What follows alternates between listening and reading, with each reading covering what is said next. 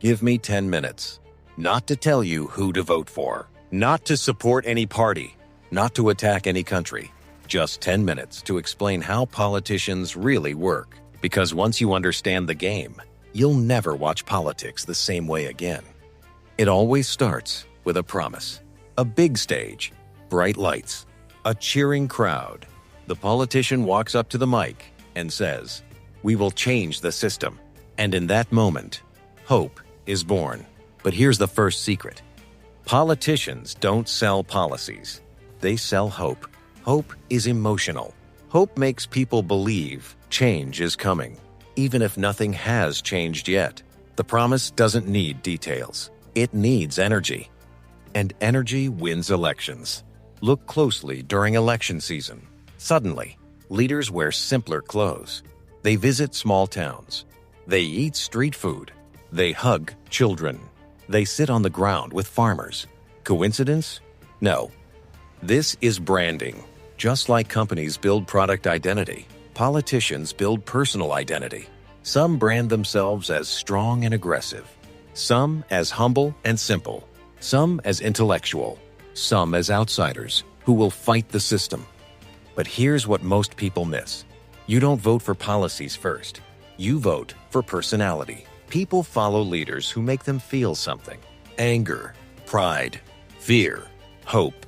Emotion always beats logic. Campaigns are expensive. Huge rallies, TV advertisements, social media marketing, consultants, data analysts, public relations teams. So ask yourself, who pays for it? Donors, corporations, business groups, powerful individuals. And money is never free. When politicians come to power, they remember who funded them. Maybe a law changes quietly. Maybe regulations become flexible. Maybe contracts go to certain companies. Politics is often an investment, and power is the return. Not always illegal, but rarely innocent. Here's one of the oldest political strategies in history. Divide people. Religion versus religion. Rich versus poor. City versus village. Language versus language. Left versus right. Why divide? Because united citizens ask tough questions. Divided citizens argue with each other. When people are fighting online, they're not watching policy decisions. Fear spreads faster than facts. Anger spreads faster than statistics. And when emotions rise, critical thinking drops. This isn't about one country. This pattern repeats across the world. Division is not chaos. It's strategy. Notice something interesting. Every week, there's a new controversy. A new headline. A new debate. A new outrage. Politics rarely gives you silence. Why? Because distraction is powerful. If people are constantly reacting, they're not reflecting. Big structural issues like education reform, healthcare systems, long-term economic planning, these are complex and slow. But emotional controversies are quick and viral. So what gets attention? Drama. Politics becomes entertainment. Leaders become characters. And citizens become fans. In politics, controlling the story is more important than controlling reality. If the economy is struggling, shift focus to national pride.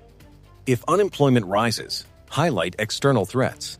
If policies fail, blame previous governments. Narrative shapes perception, and perception shapes votes. Modern politicians don't just have advisors. They have data scientists. They study social media trends. They analyze what makes people angry, hopeful, scared. Messages are tailored. Different groups hear different promises. And everyone feels like the leader understands them personally. That's not magic. That's data. Every election season, promises are loud. After victory, silence grows. Why? Sometimes it's incompetence. Sometimes it's political compromise. Sometimes it's intentional. But often, it's simple math. To win elections, politicians promise ideal futures. To govern, they deal with reality. Reality includes pressure from allies, pressure from opposition, pressure from donors, pressure from international relationships. So promises shrink, and new narratives replace old commitments. By the next election cycle, the cycle repeats. We are often told politics is a battle between opposites, good versus bad, right versus wrong, progress versus tradition. But sometimes, the real difference between parties is smaller than it appears. Different faces, different speeches, similar power structures, because the system rewards those who play by its rules. Radical change is risky. Gradual change is safer. So politicians talk revolutionary, but govern cautiously. It keeps power stable. You might wonder, why don't more honest, capable people enter politics? Some do. But politics is not built only on good ideas. It's built on alliances, negotiations, strategic compromises. To pass a bill, you need votes. To get votes, you make deals. To make deals, you compromise. And sometimes, compromise slowly changes the person. Not because they were evil, but because power demands survival. Chapter 10. The Psychology of Power. Power changes behavior. Studies in psychology show that when people gain authority, empathy can decrease. Decision-making becomes strategic rather than emotional. A politician might genuinely care when entering office, but over time, survival becomes priority. Winning the next election becomes focus, and long-term vision sometimes loses to short-term popularity. That's not always corruption. Sometimes, it's fear of losing control. Media plays a huge role in politics. Some outlets support certain ideologies. Some chase sensationalism. Some depend on political access. If media praises you, your image grows. If media criticizes you constantly, perception shifts. Information is power, and whoever influences information influences public opinion. In the digital age, this influence multiplies. A viral clip can build or destroy reputations in hours. Politics now happens not just in parliaments, but on screens. After hearing all this, you might feel powerless. But here's the twist.